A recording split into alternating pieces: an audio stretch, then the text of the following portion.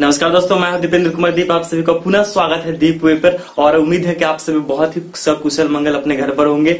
आज हम लोग बात करने वाले हैं विनोबा भावे विश्वविद्यालय के बीएड कोर्स का सेकंड सेमेस्टर के सिलेबस के बारे में। ठीक है, तो सेकंड सेमेस्टर का सिलेबस को आज हम लोग समझेंगे। बहुत ही बेहतरीन तरीके से मैं आपको समझाने वाला हूँ। वीडियो के साथ बने रहिए और इतने अच्छे तरीके से समझा दूंगा कि आपको दिमाग में पूरा का पूरा एडजस्ट हो जाएगा। पढ़ने में आपको बहुत ही मजा आने वाला है, तो आप बने रहिए वीडियो के साथ। और एक सिलेबस एक स्टूडेंट के लिए उतना ही जरूरी होता है जितना कि एक योद्धा को किसी दूसरे राज्य पर अगर उस पर हासिल करना है तो जितना जरूरी उसके लिए है ना, उस राज्य के जिस राज्य पर उसको जीत हासिल करना है उसके बारे में जानकारी हासिल करना, ठीक उसी प्रकार से उसके बारे में जानना कि कहाँ शस्त्रागार है, कहाँ से रास्ता है, कहाँ से आएंगे, कहाँ से जाएंगे, जो चीजें जानना जरूरी है उनके लिए, ठीक उसी प्रकार से एक विद्यार्थी के लिए एक सिलेबस के लिए जरूरी है। एक सिलेबस जरूरी है। जब तक वो विद्यार्थी सिलेबस को नहीं समझेगा तब तक उस पर हासिल नहीं कर पाएगा, उस पर अपनी विजय हासिल नहीं कर पाएगा। तो ये बहुत ही इंपॉर्टेंट होता है, इसलिए आप सिलेबस को पहले समझ लीजिए। चलिए बात करते हैं सिलेबस की। सबको हम लोग बात करें सेमेस्टर 2 के सिलेबस के बारे में। सबको मार्क्स की चिंता पड़ी रहती है, तो सबसे पहले मार्क्स को समझ लेते हैं। थोड़ा सा मैं मार्क्स बताने वाला, बाद में आपको टोटल एक मार्क्स बहुत अच्छे तरीके से बता दूंगा कि किसमें कितना आने वाला है, कैसे आएंगे, सब कुछ मैं क्लियर कर दूंगा। लेकिन मोटा मोटी समझ लेते हैं अभी कि आपका जो सेकंड सेमेस्टर का है वो है 350 मार्क्स का। जी हाँ, 350 मार्क्स का यह एग्जाम होने वाला है, जिसमें से 110 जी हाँ 110 जो है वो आपका इंटरनल के रूप में रहेंगे और 240 मार्क्स आपका एक्सटर्नल के रूप में आपका रहेगा। बाह्य परीक्षा इसको बोलते हैं। तो बाह्य परीक्षा के रूप में आपको एग्जाम लिख करके, रिटन एग्जाम लिख करके इसको लाना पड़ेगा। तो ये तो हो गया मोटा मोटी मार्क्स के बारे में। चलिए बात करते हैं पेपर की। तो चलिए पेपर की बात करते हैं। तो यहाँ पे आपको पढ़ना पड़ेगा टोटल 4 पेपर और एक ईपीसी। ठीक है, तो आपने सेमेस्टर 1 में ऑलरेडी पढ़ रखा है पेपर 1, 2, 3, 4। तो यहाँ पर आपको पढ़ना पड़ेगा पेपर 5, 6, 7, 8। जी हाँ, और पेपर आपने ईपीसी 1 ऑलरेडी पढ़ रखा है, तो यहाँ पर आपको पढ़ना पड़ेगा ईपीसी 2। ठीक है, आप समझ पा रहे होंगे कि यहाँ पर आपको पढ़ना है पेपर 5, 6, 7, 8 और ईपीसी 2। ये हो गए पेपर।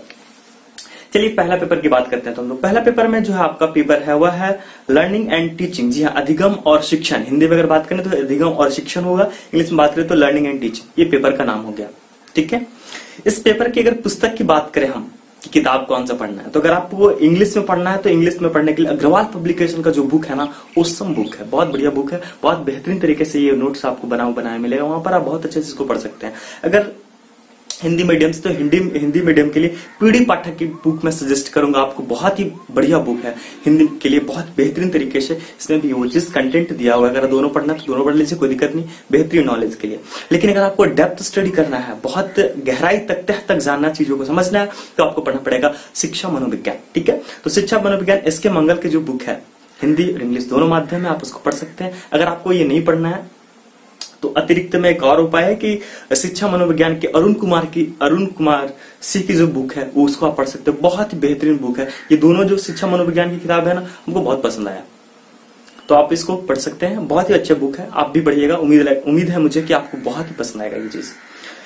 ये तो हो गए आपके पुस्तक के बारे में, किताबें के बारे में आपने जान लिया, बुक के बारे में। अब बात करेंगे हम लोग मार्क्स की। थोड़ा सा इस पेपर के मार्क्स के बारे में हम लोग जान लेते हैं।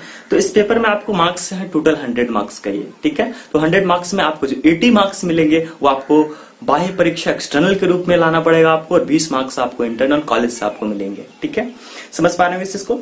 अब आगे बात करते हैं हम लोग यूनिट्स की। तो आपको यहाँ पर पढ़ना पड़ेगा टोटल, आपको यहाँ पढ़ना है 6 यूनिट और 7 टॉपिक्स। जी हाँ, 6 यूनिट के अंदर में 7 टॉपिक है, आपको 7 टॉपिक को पढ़ना पड़ेगा। चलिए फर्स्ट यूनिट की हम लोग बात करते हैं।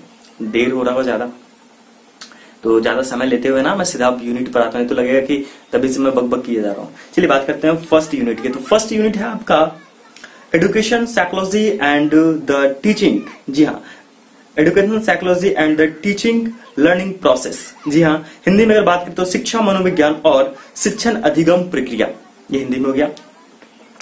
चीजें जो ऊपर में हेडिंग दिया हो रहा था ना, उसी से समझ में आता है कि अंदर क्या होने वाला है। मतलब आप एक साइकोलॉजिस्ट हो तो आप किसी का चेहरा देख के बता सकते हो कि बंदे में कितना क्वालिटी है या फिर नहीं है। ठीक है, तो ठीक उसी प्रकार से एक हेडिंग को देख करके आपको समझ में आ जाएगा कि अंदर क्या पढ़ना।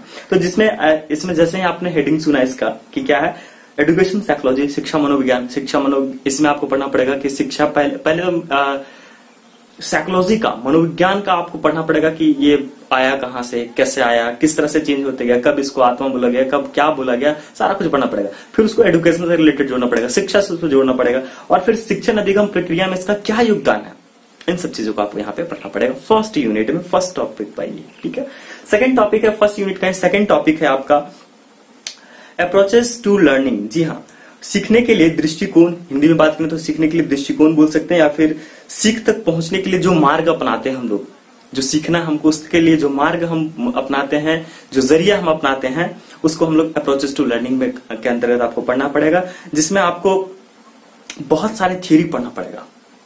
ब्रूनर का, स्किनर का, बहुत सारे थ्योरी जो दिया हुआ है, सारे थ्योरी को पढ़ना पड़ेगा। थोड़ा चाटू लगता है, हमको तो पसंद नहीं आया, पता नहीं आपको अच्छा लगेगा, पढ़िएगा एक बार। और किसी भी सिद्धांत को ना समझने के लिए बेहतरीन तरीके से अगर आपको समझना है तो उसके लिए जरूरत है आपको कि आप उस सिद्धांत को आत्मसात करने के साथ उसको रिलेटेड से जोड़े, अपने आप से उसको जोड़ने का प्रयास करें, या फिर अपने किसी व्यक्ति से उसको जोड़ने का प्रयास करें, तो आपको थ्योरी बहुत बढ़िया तरीके से समझ में आने वाली है। चलिए बात करते हैं यूनिट 2 की। ठीक है, तो यूनिट 2 में आपका है नेचर ऑफ लर्नर, शिक्षार्थी की प्रकृति आपको पढ़ना पड़ेगा यहाँ पे। और समझ में ऐसे ही आ गया होगा कि शिक्षार्थी की प्रकृति क्या क्या होती है, उसके बारे में आपको पढ़ना पड़ेगा।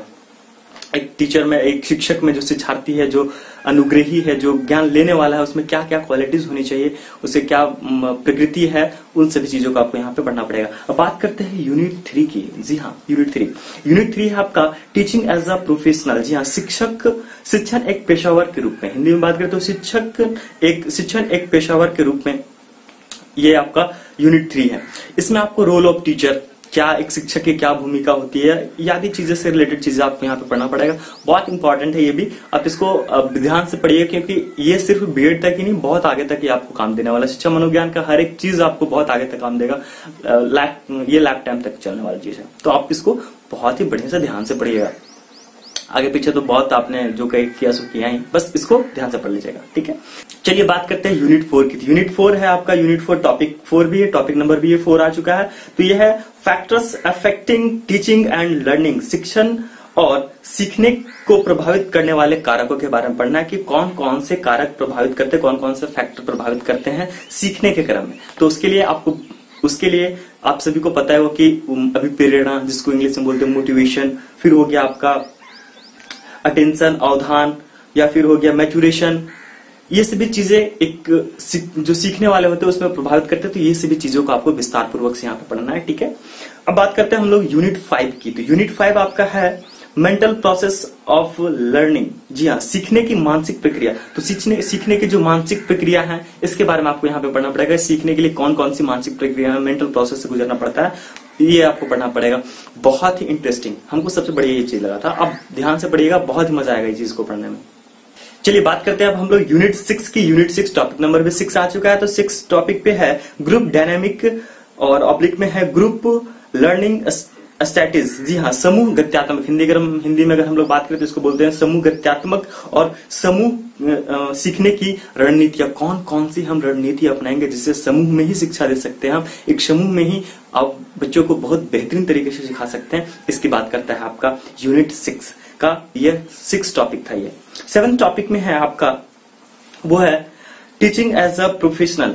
ये ऑलरेडी आपने यूनिट 3 में ऑलरेडी पढ़ा है, तो लगभग चीज आपको सिमिलर यहाँ पे मिलने वाले हैं, तो ज्यादा दिमाग नहीं लगाना है, बस इसको ध्यान से एक बार पढ़ लीजिए तो हो जाएगा ये। ठीक है, जिसमें एक पेशावर के रूप में, हिंदी में बात करें तो एक पेशे के रूप में शिक्षण कैसे है, इस चीज को पढ़ना है। प्लस में कि शिक्षक की क्या भूमिका होती है, पूरे इंडिया में एक शिक्षक की क्या भूमिका होती है, वर्ल्ड में शिक्षक की क्या भूमिका होती है, एक शिक्षक को कैसा होना चाहिए, ये सभी चीजों को आपको यहाँ पे विस्तार पूर्वक से पढ़ने का अवसर प्राप्त होगा। अब बात करते लेते हैं हम लोग कुछ प्रश्नों की, कि प्रश्न किस टाइप से पूछे जाते हैं। तो प्रश्नों की अगर बात करते हैं तो हिंदी, अगर बोले हम लोग ऑब्जेक्टिव प्रश्न की, या हिंदी में बात करें तो वस्तुनिष्ठ या वैकल्पिक प्रश्नों की, तो यहाँ पे आपको इस पेपर से आपको 10 क्वेश्चन पूछे जाएंगे, 2-2 मार्क्स के रहेंगे। तो यहाँ पर आपको मिलेंगे 20 मार्क्स, 20 मार्क्स का क्वेश्चन ऑब्जेक्टिव रहेगा। उसके बाद शॉर्ट क्वेश्चन रहेंगे। ठीक है, लघु उत्तरणीय प्रश्न। तो लघु उत्तरणीय जो प्रश्न है, लघु प्रश्न है, वो रहेंगे आपको 4 प्रश्न रहेंगे। ठीक है, 5-5 मार्क्स के रहेंगे। तो 5 चौके 20, मतलब कि 20 मार्क्स यहाँ से प्राप्त होंगे। मतलब शॉर्ट क्वेश्चन 20 और ऑब्जेक्टिव क्वेश्चन 20, टोटल 40 मार्क्स से हो चुके हैं। 40 मार्क्स में आपका रहेगा दीर्घ प्रश्न। ठीक है। लॉन्ग क्वेश्चन रहेगा, लॉन्ग क्वेश्चन जो कि रहेगा आपका 4 प्रश्न रहेगा और यह 10-10 मार्क्स के होंगे, तो यहां से 40 मार्क्स टोटल, मतलब 80 मार्क्स का हो गया। और यह 80 मार्क्स आपको एक्सटर्नल के रूप में रहेंगे, 20 मार्क्स आपका कॉलेज देगा। समझ में आ गया होगा। इसके लिए आपको 3 घंटे का समय प्राप्त होगा। एक बात और बता दें आपको कि जो शॉर्ट क्वेश्चन पूछे जाते हैं जस्ट डबल पूछे, मतलब कि आपको 4 प्रश्नों का उत्तर देना है ना, तो आपको 8 प्रश्न पूछे जाएंगे और 4 प्रश्नों का उत्तर देना है। लॉन्ग क्वेश्चन जो आपका था वो था आपका 4 प्रश्न, इसमें भी आपको उत्तर देना है, तो आपको क्वेश्चन पूछे जाएंगे 8, आपको उत्तर देना है 4। ठीक है, तो ज्यादा प्रॉब्लम नहीं है, बहुत इजी क्वेश्चन रहता है, लोड बिल्कुल भी दिमाग पे नहीं लेना, हल्के में लेकर के निकल लेना है और कोई बड़ी बात नहीं है। चलिए बात करते हैं अब हम लोग, ये तो हो गया मार्क्स के बारे में, ये भी आपको समझ बहुत अच्छी तरीके से आ चुका है, अब आ गया होगा। अब हम लोग बात करते हैं पेपर 6 की। जी हाँ, पेपर 6 की जो आपका होगा सेकेंड सेमेस्टर का दूसरा पेपर। ठीक है, तो दूसरा पेपर है आपका नॉलेज, जी हाँ, नॉलेज एंड करिकुलम। ठीक है, ये पार्ट 1 आप पढ़ रहे हैं, पार्ट 2 इसका आपको पढ़ना पड़ेगा सेमेस्टर 4 में। जी हाँ, पार्ट 2 इसको पढ़िएगा सेमेस्टर 4 में, पार्ट 1 यहाँ पे आपको पढ़ना है इसका नॉलेज एंड करिकुलम, ज्ञान और पाठ्यक्रम। ठीक है, तो अगर इसकी किताब की बात करें हम, तो पूनम मदान की बुक आती, पतली सी बुक आती है, अग्रवाल पब्लिकेशन का में भी होगा, बहुत ही बढ़िया बुक है अग्रवाल पब्लिकेशन का बुक, आप इसको परचेज कर लीजिएगा या फिर आपके अगर लाइब्रेरी में हो तो बहुत बढ़िया है। फिर अगर बात करते हैं इसकी और एक पुस्तक की, तो राम शकल पांडे की एक पुस्तक है, बहुत ही बढ़िया बुक है ये भी, लेकिन पहले है अग्रवाल पब्लिकेशन का जो पतली वाली बुक है वो, उसके बाद अब राम शकल पांडे की किताबें खरीद सकते हो, वो भी बहुत ही बढ़िया बुक है। मार्क्स की बात करें अगर हम लोग, तो इसमें आपको 50 मार्क्स का एग्जाम होगा, जिसमें से आपको 40 मार्क्स आपको एक्सटर्नल के रूप में होंगे और 10 मार्क्स आपका इंटरनल रहेगा। समझ में आ गएगा बिल्कुल। चलिए बात करते हैं अब हम लोग बात करते हैं इसमें यूनिट्स की, तो आपको यहाँ पर पढ़ना पड़ेगा 3 यूनिट। कितना यूनिट पढ़ना आपको? 3 यूनिट। चलिए बात करते हैं फर्स्ट यूनिट की, तो फर्स्ट यूनिट में आपका इपिस्टेमोलॉजिकल कंट्रीब्यूशन ऑफ एजुकेशन थिंकर। जी हाँ, हिंदी में अगर बात करें तो शिक्षा विचारक तथा ज्ञान मीमांसा में योगदान। ठीक है, तो ज्ञान मीमांसा में क्या योगदान था, जैसे कि शिक्षा के क्षेत्र में, तो वो आपको पढ़ना पड़ेगा कि एजुकेशन जो थिंकर थे उसके बारे में आपको पढ़ना पड़ेगा, रूसो के बारे में, प्लेटो के बारे में, महात्मा गांधी के बारे में, स्वामी विवेकानंद के बारे में, ये जो एजुकेशन थिंकर थे उनके बारे में आपको यहाँ पे विस्तार पूर्वक से पढ़ने का मिलेगा कि उनकी विचारधारा क्या थी शिक्षा के लिए, शिक्षा के क्षेत्रों में, तो वो आपको यहाँ पे पढ़ना पड़ेगा। बात करते हैं यूनिट 2 की, तो यूनिट 2 में है आपका नॉलेज बेस्ड इन एजुकेशन। जी हाँ, हिंदी में बात करें तो विकासशील ज्ञान आधारित शिक्षा। जी हाँ, विकासशील ज्ञान आधारित शिक्षा, हिंदी में अगर बात करें तो मतलब कि एक एवोल्यूशन के क्षेत्र में नॉलेज बेस्ड एजुकेशन जो है उसका क्या योगदान है, इन सभी चीज को पढ़ना और आरोही क्रम में सजाते हुए पढ़ना है आपको, मतलब कि विकास के स्तर पे इसको पढ़ते जाना है। चलिए बात करते हैं अब हम लोग यूनिट 3 की, तो यूनिट 3 है आपका करिकुलम डिटरमिनेशन एंड कंट्रीब्यूशन, पाठ्यक्रम निर्धारक और विचारक। जी हाँ, पाठ्यक्रम निर्धारक और विचारक, पाठ्यक्रम को निर्धारण करने में कौन कौन से तथ्य प्रभावित करते हैं, इन सभी चीजों को पढ़ना, जैसे कि आपका हो गया पॉलिटिकल, हो गया हिस्टोरिकल, हो गया सामाजिक, हो गया ज्योग्राफिकल, हो गया इकोनॉमिकल, हो गया, मतलब जो जो फैक्टर निर्धारित करते हैं या प्रभावित करते हैं उन सभी चीजों के बारे में आपको यहाँ पे पढ़ना। बहुत ही इजी है, अगर इससे क्वेश्चन आ जाएगा तो आराम से आप लिख लीजिएगा। चलिए बात करते हैं इसके प्रश्नों की, तो प्रश्नों की बात करते हैं तो इसमें भी आपको जस्ट फर्स्ट पेपर का हाफ हो जाता है। इसमें आपको वस्तुनिष्ठ प्रश्न, वैकल्पिक प्रश्न 5 प्रश्न पूछे जाएंगे, तो आपको 5 प्रश्न 2-2 मार्क्स के हो गए, तो ये हो गया आपका 10 मार्क्स यहां से आपको मिलेंगे। और जो शॉर्ट क्वेश्चन है वो आपको पूछे जाएंगे 4 क्वेश्चन, जिसमें से आपको 2 का ही उत्तर देना है। ठीक है, 4 क्वेश्चन पूछे जाएंगे, याद रखिए इस चीज को, 4 क्वेश्चन पूछे जाएंगे जिसमें आपको 2 का उत्तर देना है, 5-5 नंबर के रहेंगे, तो 10 मार्क्स यहां से हो जाएंगे आपके। और जो लॉन्ग क्वेश्चन है वो आपको पूछे जाएंगे 4 क्वेश्चन, तो 4 क्वेश्चन में आपको 2 क्वेश्चन का ही आंसर करना है, तो 2 क्वेश्चन 10 मार्क्स के हो गए, तो आपको यहाँ से 20 मार्क्स मिलेंगे, मतलब टोटल आपका 40 मार्क्स हो गए, जो आपका एक्सटर्नल के रूप में है और आपका 10 मार्क्स इंटरनल के रूप में है। ये आपका क्लियर हो गया। अब बात करते हैं हम लोग पेपर 7 की। जी हाँ, पेपर 7 की अगर हम लोग बात करते हैं तो पेपर 7 जो है वह पेडागोजी सब्जेक्ट है, पेडागोजी कोर्स है आपका। ठीक है, तो इसमें आपका जो पेडागोजी पेपर होगा वो मैं आपको क्लियर कर देना हूं कि आपका पेपर कौन सा होगा। बहुत ये कंफ्यूजिंग रहता है कि आप मेरा पेडागोजी कौन सा होगा, मैं ये करके आया हूं, मैं वो करके आया हूं, मैं यहाँ से आया, मैं यहाँ से, तो ज्यादा टेंशन नहीं लेना, समझ लीजिएगा इस चीज को, अच्छी तरह से आपका क्लियर हो जाएगा आपका कौन सा पेपर होगा। चलिए बात करते हैं हम लोग, तो अगर आपने स्नातक कंप्लीट किया, ग्रेजुएशन कंप्लीट किया, तभी तो आपने बीएड में एडमिशन में लिया। क्या मैं बात करता हूँ। तो आपने जो जिस विषय से स्नातक कंप्लीट किया है, अगर आपने किसी लैंग्वेज से कंप्लीट करा है तो आपका वो लैंग्वेज ही आपका पेडागोजी सब्जेक्ट है। मान लीजिए कि आपका बीए में आपका आपने रखा था हिंदी या इंग्लिश रखा था, संस्कृत रखा था, उर्दू रखा था, बांग्ला रखा था, जो भी रखा था वो आपका पेडागोजी पेपर बन जाएगा अगर लैंग्वेज से किया तो। अगर लैंग्वेज से नहीं किया, मान लीजिए कि आपने बीए किया है, बीए में आपका था मान लीजिए कि आप ज्योग्राफी से किए हो या हिस्ट्री से किए हो, पॉलिटिक्स से किए हो, इकोनॉमिक्स से किए हो, जो भी किए हो, ग्रेजुएशन आपने कंप्लीट करा है किसी आर्ट्स के सब्जेक्ट से, तो वो तब आपको मिलेगा सोशल साइंस। जी हाँ, सोशल साइंस आपको यहाँ पे पढ़ना पड़ेगा। लेकिन अगर आपने इन्हीं पेपरों से किसी एक पेपर से, आर्ट्स के किसी भी पेपर से आपने स्नातकोत्तर एमए कंप्लीट कर रखा, आपने एमए कंप्लीट कर रखा है, तो आपको सेपरेट एक सब्जेक्ट मिलेगा। जैसे कि अगर आपने एमए कंप्लीट कर रखा है तो अगर आपने एमए हिस्ट्री से कंप्लीट रखा तो आपको हिस्ट्री मिल जाएगा। एमए अगर आपने ज्योग्राफी से कंप्लीट किया तो आपको ज्योग्राफी मिल जाएगा, इकोनॉमिक्स किया तो इकोनॉमिक्स से। अब बात करते हैं हम लोग, ये तो हो गया आर्ट्स के बारे में। अब बात करते हैं कॉमर्स वालों के लिए। तो अगर आपने कॉमर्स कंप्लीट कर रखा, बीकॉम आपने कंप्लीट किया है, तो बीकॉम आपने कंप्लीट किया तो आपको सोशल साइंस पढ़ना पड़ेगा। क्या पढ़ना पड़ेगा? जी हाँ, सोशल साइंस आपको पढ़ना पड़ेगा। अब बात करते हैं हम लोग अगर साइंस से जो विद्यार्थी होते हैं उनके लिए, तो साइंस वाले जो विद्यार्थी हैं जिनका मैथ था उनको मैथमेटिक्स मिल जाएगा। लेकिन जिनका कॉमर्स था और या फिर जिसका फिजिक्स था तो उनको पढ़ना पड़ेगा फिजिकल साइंस। लेकिन जिनका बायोलॉजी था या बॉटनी था तो ऐसे स्टूडेंट्स को लेना पड़ेगा वहां पे बायोलॉजिकल साइंस। जी हाँ, साइंस में दो सब्जेक्ट, एक फिजिकल साइंस और बायोलॉजिकल साइंस, ये दोनों में विभक्त है, और एक मैथमेटिक्स। ठीक है, इस तरह से आपको समझने में तनिक भी परेशानी नहीं हुई। आप अपने अकॉर्डिंग देख लीजिए आपने क्या कंप्लीट कर रखा है, एमए किया है कि एमकॉम किया है, तो या फिर आपने बीकॉम किया है, जो भी किया है उसके अकॉर्डिंग ये समझ में आ गया। नहीं समझ में आ गया तो एक बार थोड़ा सा रिवर्स करके देख लीजिएगा इस चीज को। इसमें भी आपको पढ़ना पड़ेगा 3 पेपर। कितना पेपर पढ़ना पड़ेगा? 3 पेपर आपको पढ़ना पड़ेगा। और सेम जैसे ही पिछले पेपर में पूछा गया था नॉलेज एंड करिकुलम में, वैसे ही प्रश्न इसमें भी पूछे जाते हैं। 5 प्रश्न वैकल्पिक के रूप में, 10 मार्क्स वहां से, शॉर्ट क्वेश्चन आपको पूछे जाएंगे 2 क्वेश्चन 5-5 मार्क्स के, यहाँ से भी आपको 10 मार्क्स मिलेंगे। और आपको जो लॉन्ग क्वेश्चन है वो आपको पूछे जाएंगे 2 क्वेश्चन, तो 10-10 मार्क्स 20 मार्क्स के, यहाँ से मतलब कि 40 मार्क्स आपका एक्सटर्नल के रूप में और 10 मार्क्स आपका इंटरनल के रूप में है। तो चलिए आगे बात करते हैं हम लोग इसी का। हाँ, अब बात करते हैं हम लोग पेपर 8 का। जी हाँ, जो आपका सेमेस्टर 2 का चौथा पेपर के रूप में जाना जाता है। तो चौथा पेपर में आपको असेसमेंट फॉर लर्निंग, जी हाँ, असेसमेंट फॉर लर्निंग है। और हिंदी में अगर बात करें तो शैक्षिक मूल्यांकन इसका होगा हिंदी। अब बात करते हैं हम लोग किताब की। सबसे ज्यादा टेंशन रहता है ना कि यार कौन सा बुक पढ़ूं, इसमें कंटेंट नहीं मिल रहा, उसमें कंटेंट नहीं मिल रहा, मतलब मिल ही नहीं रहा है कंटेंट, जो कुछ चाहिए वो चीज मिल नहीं रहा है, तो आप इसके लिए परेशान होते रहते हो ना। चलिए मैं बताता हूँ आपको कि बुक कहाँ से आपको कैसे लेना है, कौन सा बुक आपको मैं सजेस्ट करता हूँ। बहुत बढ़िया बुक मैं सजेस्ट करूंगा, देख लीजिएगा, मजा आएगा पढ़ने में।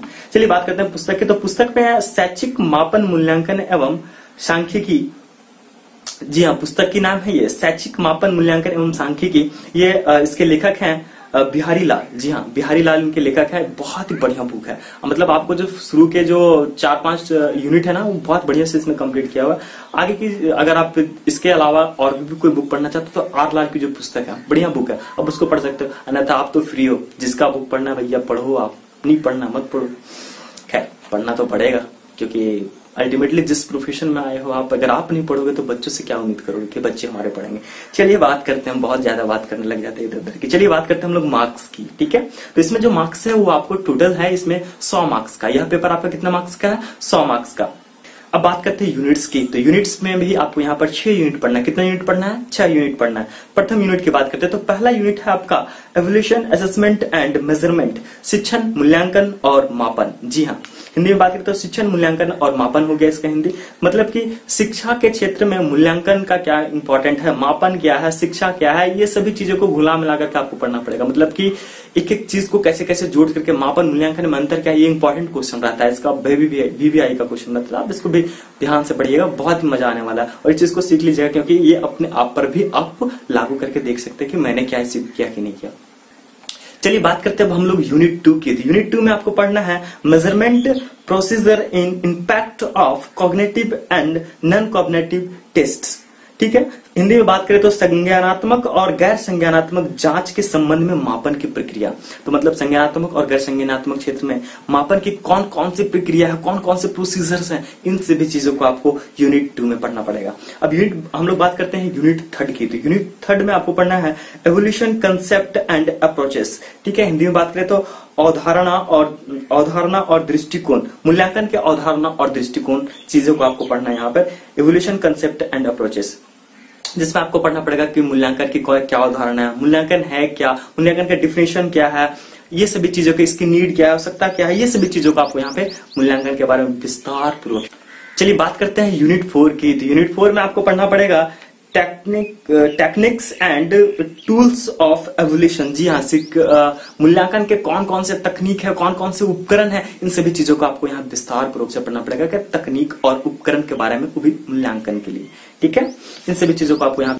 अब चलिए बात करते हैं यूनिट 5 की। तो यूनिट 5 में आपको पढ़ना है continuous and comprehensive education and credit based evaluation. जी हाँ, हिंदी में अगर बात करें तो निरंतर और व्यापक मूल्यांकन और क्रेडिट आधारित मूल्यांकन। जी हाँ, मतलब कि आप मूल्यांकन कैसे करोगे, मूल्यांकन के कौन कौन से प्रविधियां हैं, क्रेडिट बेस्ड के लिए, क्रेडिट बेस्ड ये भी है बहुत इंपॉर्टेंट, निरंतर जो चलने वाली है एवोल्यूशन, उसके बारे में आपको पढ़ना, व्यापक इसका कौन कौन सा क्षेत्र है, ये सभी चीजों के बारे में आपको यूनिट 5 में विस्तार पूर्वक से पढ़ना पड़ेगा। अब बात करते हैं यूनिट 6 की। यूनिट 6 में है basic statistics in education evaluation. जी हाँ, शिक्षा मूल्यांकन के बुनियादी आंकड़े, कौन कौन से बुनियादी आंकड़े हैं, इन सभी चीजों को आपको पढ़ना पड़ेगा कि एवोल्यूशन के लिए कौन कौन से हमको आंकड़े की जरूरत पड़ती है। इसमें आपको पढ़ना पड़ेगा मीन, मीडियन, मोड, रैंक, ये सभी चीजों के बारे में आपको पढ़ना पड़ेगा और निकालना भी पड़ेगा। मतलब कि मैथमेटिक्स पूरा लास्ट में बड़ा पड़ा है आपको। मैथमेटिक्स वाले स्टूडेंट की तो बल्ले बल्ले, और आर्ट्स वाले के लिए थोड़ा सा डिफिकल्ट है, लेकिन कोई बड़ी बात नहीं, आप कर लीजिएगा।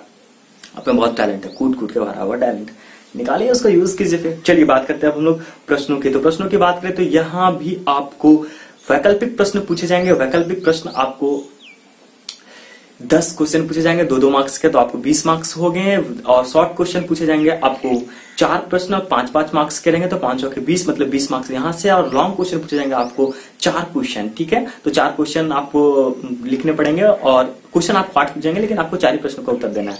मतलब कि जो शॉर्ट क्वेश्चन और लॉन्ग क्वेश्चन है ना, उसमें आपको डबल क्वेश्चन पूछे जाते हैं। मतलब कि 2 का उत्तर देना है तो 4 पूछे जाएंगे, 4 का उत्तर देना है तो 8 पूछे जाएंगे, लेकिन आपको उसका आधा ही का उत्तर देना है। तो लॉन्ग क्वेश्चन जो है ना, वो आपको 8 क्वेश्चन पूछे जाएंगे, 8 प्रश्न रहेंगे, लेकिन आपको 4 प्रश्न का 4 प्रश्नों का ही उत्तर देना है। तो यहाँ से 10-10 मार्क्स के ये रहेंगे, 10 मार्क्स के रहेंगे, तो आपको 10 के 40, 40 मार्क्स का आपका हो गया लॉन्ग क्वेश्चन। तो आपको यहाँ टोटल मिलाकर हो जाता है 80 मार्क्स का। कितना? 80 मार्क्स का। और 20 मार्क्स आपका कॉलेज में निर्धारित है, इंटरनल के रूप में रहेगा।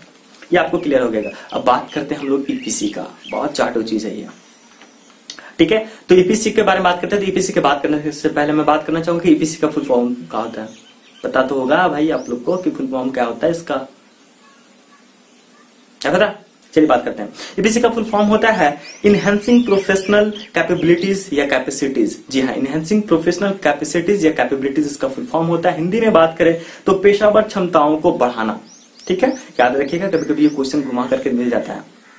तो अब बात करते हैं हम लोग ईपीसी का। तो ईपीसी 1 ऑलरेडी आपने सेमेस्टर 1 में पढ़ रखा है। यहाँ पर आपको पढ़ना पड़ेगा ईपीसी 2।